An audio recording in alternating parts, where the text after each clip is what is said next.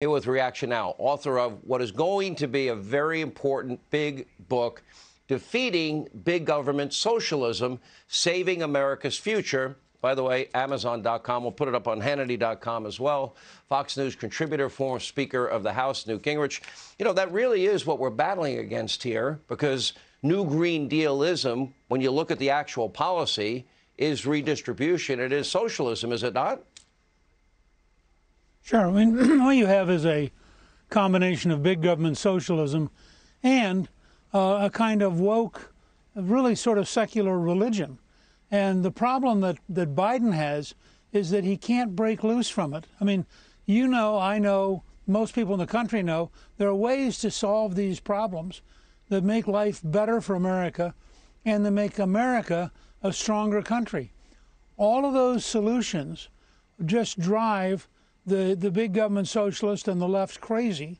And so Biden sits there and does more of what doesn't work and then tries to blame Putin or somebody, the big corporations. I mean, there's always somebody else. I was struck the other day that the Biden presidency might be called from the basement to the bicycle. Because if you watch him, he spends every weekend bicycling. He's not engaged. He's not helping the people of Ukraine. He's certainly not solving our problems. He doesn't seem to be even aware of how bad the border is to our south. The crime problem, which cropped up again in New York today in a very vivid, powerful way, doesn't seem to affect him. You have to wonder, I mean, what kind of total cocoon are they living under that they don't realize we're drifting towards a disaster, and the American people are going to fire him. Look, even on COVID, they ran out of tests over Christmas. How that happened, I don't know. That's almost an impossibility as we entered year 3. The border, a disaster. The economy, I read the numbers, a disaster. Energy policies, it was $2.42 a gallon under Donald Trump. I paid $4.79 a gallon this weekend. Inflation, 8.5%. Donald Trump left it at 1.4. Whole prices highest ever, wholesale prices 11.2. Donald Trump left it at 1.6. These are not small changes. Every major economist is now suggesting we are going to hit a recession, and it's going to be bad. Now, the only way that I see that they can get out of this is go back to Trump's policies, and we know that's not going to happen. Well, and that's the whole problem. Everything which works, which is what Ronald Reagan did, what we did with the contract with America, what President Trump did, all those things are obvious, and we know they work. But if you are in the secular religion of the left, and you get together with your friends, and you think that figuring out which pronoun to use is more important than solving crime, or you figure out that brainwashing third graders about transgender behavior is more important than controlling the border, I mean, just go down the list. I think by any reasonable historic standards, these people are crazy. I don't think they can change because I think they're crazy. And I think that if Biden tried to change, they would erupt overnight, and you would have an extraordinary civil war in the Democratic Party. What do you make of Quinnipiac? It's not a right-wing or conservative poll by any measure. They have Joe's approval rating at 33%. They have his approval with independents at 26%. Recent polls have showed a dramatic demographic shift of African Americans and Hispanic Americans towards the Republican Party. Then you've got the bad economy. That's impacting everybody. The disastrous Afghanistan withdrawal, and frankly, a lack of urgency from my perspective as it relates to Ukraine and providing them the munitions to beat back Vladimir Putin's forces without one American boot on the ground. Well, let me start by pointing out that when Hillary Clinton offered advice, as she did recently, her husband lost 53 seats, and for the first time in 40 years, the Republicans controlled the House. That was their first term. When Barack Obama last week offered his advice, he lost 63 seats and lost control of the House.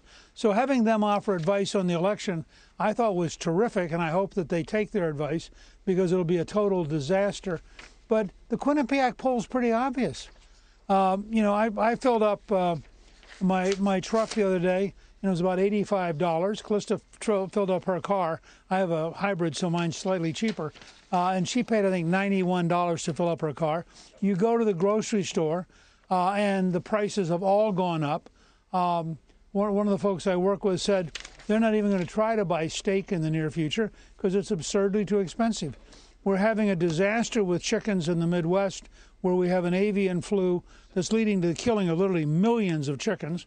Wheat is going to go up dramatically because Ukraine and Russia were huge wheat exporters. So when you look around, if you're a normal everyday person and you don't understand you're supposed to believe whatever brainwashing the New York Times or the Washington Post put out this morning, you go in your life and you're seeing real problems, making ends meet, and you start hearing about a recession. A recession in this economy coming right after COVID will be extraordinarily painful. And there's one person they're going to blame for it. And that's Joe Biden. They're not going to go out there and sit and scratch their head and think, gee, I wonder how this happened. And they're not going to believe that Putin did it. I think they'll blame the whole Democratic Party, which brings us to your book, Defeating Big Government Socialism, out in just a couple of weeks. I mean, that really captures the moment that we're in, because that's the ideological battle that we're now going through as a country, isn't it? Sure, and I think President Trump's election set fire bells off among everybody on the hard left, because he was a real change agent. He was moving us back towards the America that works. You were pointing out the numbers a while ago. They're astounding, the things he achieved in 4 years, despite the elite media, despite the FBI, despite the whole bureaucracy fighting him. He nonetheless achieved amazing things. And the country was in pretty good shape just before COVID hit. And I think if Trump were still in charge, the country would be back in very good shape right now. So we know how to solve these problems. And I think what I try to point out in Defeating Big Government Socialism, this is a moment not just to talk about the incompetence of a handful of leaders. This is a moment to recognize that the very core values they believe in do not work.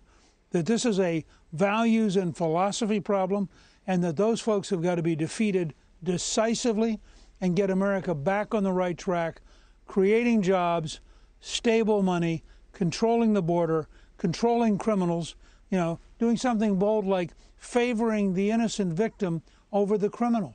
I mean, that seems like it's common sense, unless, of course, you're on the woke left and you have some really weird idea about how the world works. Yeah, well said. They could probably use a lesson and maybe take a page out of 1994. I was there that night when you did become Speaker. I was the MC, and it may be time for putting the signature to paper and promise what you will do if given the opportunity to serve the American people. Mr. Speaker, we look forward to having the first interview with the book and you being back here. Thank you for being with us. Hey, Sean Hannity here. Hey, click here to subscribe to Fox News YouTube page and catch our hottest interviews and most compelling analysis. You will not get it anywhere else.